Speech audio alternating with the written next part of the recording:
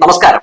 Social media വഴി വളർന്നു വന്ന പല പാർട്ടികളുടെയും പല രാഷ്ട്രീയ നേതാക്കന്മാരുടെയും പല വിവാദ വ്യവസായികളുടെയും പല കംബാക്ക് നടത്താൻ വേണ്ടി ശ്രമം നടത്തിയ വിവാദ നായകന്മാരുടെയും ഒക്കെ തകർച്ചയുടെ പതനത്തിന്റെ വർഷം കൂടിയായിരുന്നു 2025. വാർത്തയിലേക്ക് വരും മുമ്പ് ചാനൽ ഒന്ന് സബ്സ്ക്രൈബ് ചെയ്തിട്ടുള്ളൂ. പറഞ്ഞു വരുന്നത് സാബു എം ജേക്കബിനെ പറ്റിയും രാഹുൽ മാങ്കൂട്ടത്തിൽ MLA പറ്റിയും ദിലീപിനെ പറ്റിയുമാണ്. ഞങ്ങൾ ഭരിക്കുന്ന പഞ്ചായത്ത് സിംഗപ്പൂർ മോഡലാണ്. ഞങ്ങൾ ഭരിക്കുന്ന പഞ്ചായത്തിൽ കോടികളുടെ ലാഭമുണ്ട്. ഞങ്ങൾ വിജയിച്ചു വന്നാൽ ഭക്ഷ്യസുരക്ഷാ മാർക്കറ്റുകൾ തുറക്കും എന്നൊക്കെ പറഞ്ഞ് സുന്ദരമോഹന വാഗ്ദാനങ്ങളുമായി ഒരു പാർട്ടിയെ വെച്ച് ഒരു ജനതയെ മുഴുവൻ പറ്റിച്ച 2020 എന്ന് പറയുന്ന പാർട്ടിയുടെ ചീഫ് കോർഡിനേറ്ററായ സാബു എം ജേക്കബിന്റെ പതനം കൂടിയായിരുന്നു 2025 നമ്മൾ കണ്ടത്. പറഞ്ഞതും പറഞ്ഞുകൊണ്ടിരിക്കുന്നതും മുഴുവൻ നുണയാണെന്നും കിങ് ലെയറിനെ തോൽപ്പിക്കുന്ന നുണയനാണ് സാബു എന്നുമൊക്കെ 2025 നമ്മൾ കണ്ടു. സാബു എം ജേക്കബ് ഭരിക്കുന്ന കിഴക്കമ്പലം പഞ്ചായത്ത് ഒരു സിംഗപ്പൂർ മോഡൽ പഞ്ചായത്ത് അല്ല എന്നും സാബു എം ജേക്കബിന്റെ കിഴക്കമ്പലത്ത് ഒരു നമുക്ക് അത്യാവശ്യം ഒന്ന് മൂത്രമൊഴിക്കാൻ മുട്ടിയിട്ടുണ്ടെങ്കിൽ പോലും പോകാൻ ഒരു ടോയ്ലറ്റ് പോലും ഇല്ല എന്നും സാബു എം ജേക്കബിന്റെ പഞ്ചായത്തിൽ ഒരു കോടികളുടെ ലാഭവും ഇല്ല എന്നും ഒക്കെ നമ്മൾ കണ്ടു തിരിച്ചറിഞ്ഞു. അതൊക്കെ മനസ്സിലാക്കി നമുക്ക് 2025 വളരെ വ്യക്തമായി തന്നെ ആ നാട്ടിലെ ജനങ്ങൾ തന്നെ കാണിച്ചു തരുന്ന കാഴ്ചയും നമ്മൾ കണ്ടു. സാബു എം ജേക്കബ് കോടികളുടെ ലാഭമുണ്ടെന്ന് പറഞ്ഞപ്പോൾ അത് ലാഭമല്ല, അത് ലാപ്സ് ആക്കിയ തുകയാണ്, ജനങ്ങൾക്ക് കൊടുക്കേണ്ട നഷ്ടപ്പെടുത്തിയ തുകയാണ്. ആ തുകയാണ് ലാഭം എന്ന രീതിയിൽ സാബു എം ജേക്കബ് കൊട്ടി ആഘോഷിക്കുന്നതെന്ന് ആ പഞ്ചായത്തിലെ സെക്രട്ടറിക്ക് പോലും പറയേണ്ടി വന്ന വർഷം.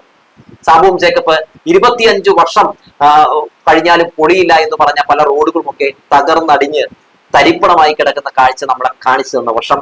അതുപോലെ തന്നെ സാബു എം ജേക്കബ് ഷീജിമുണ്ട്, ആജിമുണ്ട്, ഈജിമുണ്ട് എന്നൊക്കെ പറഞ്ഞ് ആർട്ടിഫിഷ്യൽ ഇന്റലിജൻസിലൂടെ ജനങ്ങളെ പറ്റിക്കാൻ വേണ്ടി ശ്രമം നടത്തിയപ്പോൾ അതൊക്കെ വെറും ആർട്ടിഫിഷ്യൽ ഇന്റലിജൻസ് ആണ് എന്ന്, അതിലൂടെ ജനറേറ്റ് ചെയ്തെടുത്ത ചിത്രങ്ങളാണ് എന്ന് നമ്മളെ വളരെ തെളിവുകൾ നിരത്തി കാണിച്ചു തന്ന ഒരു വർഷം.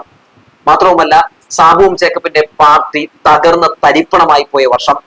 അദ്ദേഹം ഭരിക്കുന്ന അദ്ദേഹത്തിന്റെ പഞ്ചായത്തിലെ സ്വന്തം വാർഡടക്കം മുൻ പഞ്ചായത്ത് പ്രസിഡന്റ് അടക്കം തോറ്റമ്പിയ വർഷം. കുന്നത്തുനാടും മഴുവന്നൂരും അടക്കമുള്ള പഞ്ചായത്തുകൾ കയ്യിൽ നിന്ന് പോയ വർഷം. അദ്ദേഹം ഭരിച്ച പല പഞ്ചായത്തുകളിലും ഒക്കെ വലിയ രീതിയിലുള്ള വികസന മുരടിപ്പ് ഉണ്ടെന്ന് തെളിവ് സഹിതം ജനങ്ങൾ തിരിച്ചറിഞ്ഞ വർഷം. അദ്ദേഹത്തിന്റെ സ്ഥാനാർത്ഥികൾ 5 വോട്ടും 10 വോട്ടും മേടിച്ച് കെട്ടിവെച്ച പൈസ പോലും കിട്ടാതെ കണ്ടം വഴി ഓടിയ വർഷം. UDF ആയി 2020 കൈകോർത്ത വർഷം. ഇടത്തോട്ടുമില്ല വലത്തോട്ടുമില്ല എന്ന് പറഞ്ഞ സാബു എം ജേക്കബ് BJP-യോടും UDF-നോടും മൃദു സമീപനം കാണിക്കുന്ന ഒരു പാർട്ടിയാണെന്ന് ജനങ്ങൾക്ക് തിരിച്ചറിയാൻ കഴിഞ്ഞ ഒരു വർഷം. സാബു എം ജേക്കബ് എന്ന് പറയുന്ന ആ ഒരു നേതാവ് 2020 എന്ന് പറയുന്ന പാർട്ടിയിലൂടെ സ്വന്തം സാമ്രാജ്യം വളർത്തിയെടുക്കാൻ വേണ്ടി പെരുന്നുണകൾ പറയുകയാണ്. അതിനുവേണ്ടി അദ്ദേഹം സോഷ്യൽ മീഡിയ ഏതൊക്കെ രീതിയിൽ ഉപയോഗപ്പെടുത്താൻ കഴിയുമോ അതെല്ലാം ഉപയോഗപ്പെടുത്തി മാത്രം ഉയർന്നു വന്ന ഒരു നേതാവായിരുന്നു എന്ന് നമ്മളെയൊക്കെ കാണിച്ചു തന്ന വർഷം. സോഷ്യൽ മീഡിയ വഴി സാബു എം ജേക്കബ് നടത്തിയ എല്ലാ ഗിമ്മിക്ക് ഗീർവാണങ്ങളും വ്യാജ വാർത്തകളും അയാൾക്ക് തന്നെ പാമ്പായി മാറിയ വർഷം. ഇതുവരെ കേന്ദ്ര സർക്കാർ നടത്തിയിട്ടുള്ള ഒന്നിനെതിരെയും ഒരു രീതിയിലുള്ള ജനങ്ങൾ ചർച്ച ചെയ്തിട്ടുള്ള അല്ലെങ്കിൽ മറ്റുള്ള പാർട്ടികൾ ചർച്ച ചെയ്തിട്ടുള്ള ഒരു വിഷയങ്ങളിലും ഇയാൾക്ക് നിലപാടുണ്ടായിരുന്നില്ല എന്ന് നമുക്കൊക്കെ വ്യക്തമായി മനസ്സിലാക്കി തരാൻ ഉപകരിച്ചൊരു വർഷം. കേന്ദ്ര സർക്കാരിനെതിരെ ഒരക്ഷരം മിണ്ടാത്ത, കേന്ദ്ര സർക്കാരിനോട് നല്ല രീതിയിൽ ബന്ധം പുലർത്തുന്ന, BJP-ക്കാരുമായി നല്ല ബന്ധം പുലർത്തുന്ന ഒരാളാണ് സാബു എം ജേക്കബ് എന്ന് നമ്മളെയൊക്കെ കാണിച്ചു തന്ന വർഷം കൂടിയായിരുന്നു 2025. ഒറ്റവാക്കിൽ പറഞ്ഞാൽ സാബു എം ജേക്കബിന്റെയും 2020-യുടെയും പതനത്തിന്റെയും തകർച്ചയുടെയും ഒരു വർഷമാണ് 2025. ഇനി രാഹുൽ മാങ്കൂട്ടത്തിലേക്ക് വന്നാലോ. രാഹുൽ മാങ്കൂട്ടവും സമാനമായ രീതിയിൽ റീൽസുകളിലൂടെ സോഷ്യൽ മീഡിയയിലൂടെ വളർന്നു വന്ന ഒരു നേതാവാണ്. രാഹുൽ മാങ്കൂട്ടം തകർന്നു വീണതും സോഷ്യൽ മീഡിയയിൽ തന്നെയാണ്. രാഹുൽ മാങ്കൂട്ടത്തിൽ MLA-ക്കെതിരെ റിപ്പോർട്ടർ ചാനലിൽ വന്ന വാർത്തയാണ് രാഹുൽ മാങ്കൂട്ടത്തിനെ ആട്ടപടലം കൂട്ടിയത്.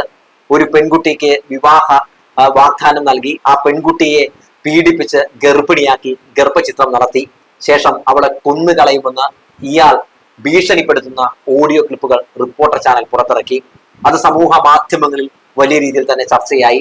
ശേഷം രാഹുൽ മാങ്കൂട്ടത്തിന് ഈ വിഷയത്തിൽ മറുപടി പറയണം എന്ന ശബ്ദം സമൂഹ മാധ്യമങ്ങളിലൂടെ തന്നെ ഉയർന്നു വന്നു.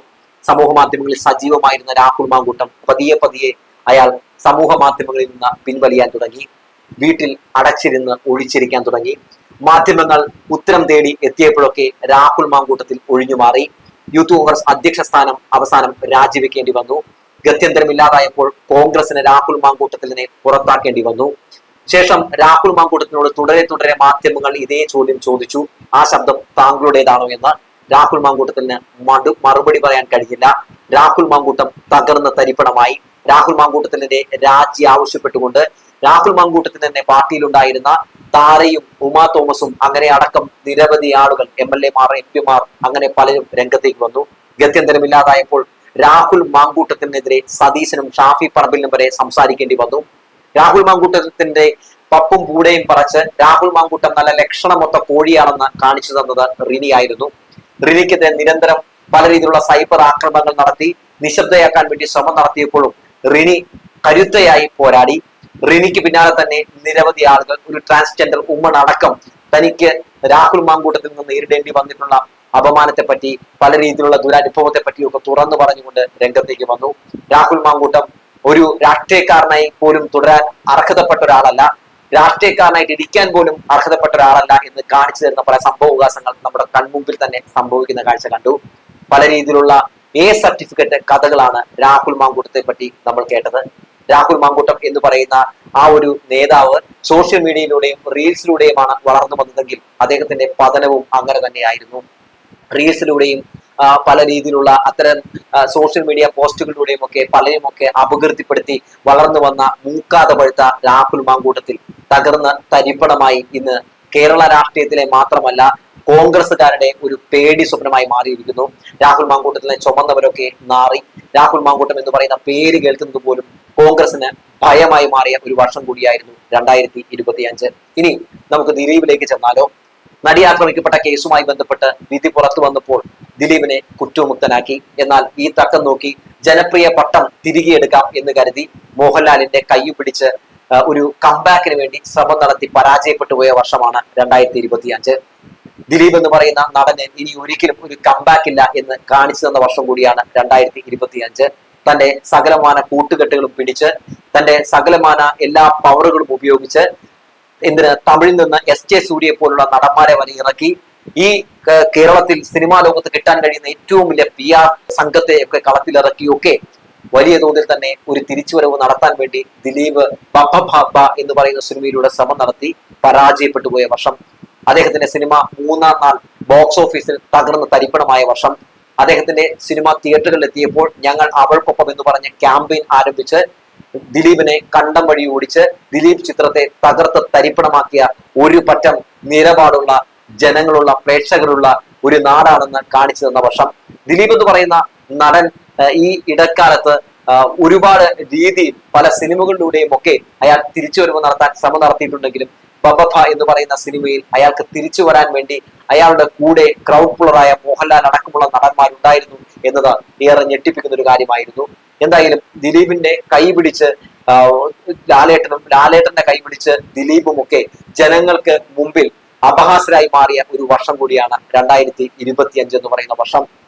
ദിലീപ് എന്ന് പറയുന്ന നടൻ ബബഭ എന്ന സിനിമയിലൂടെ തിരിച്ചു വരും എന്ന് പറഞ്ഞു നടന്ന ആളുകളൊക്കെ ജനങ്ങൾക്ക് മുമ്പിൽ നിലവാരമില്ലാത്ത ആളുകളായി മാറിയ വർഷം കൂടിയാണ് 2025.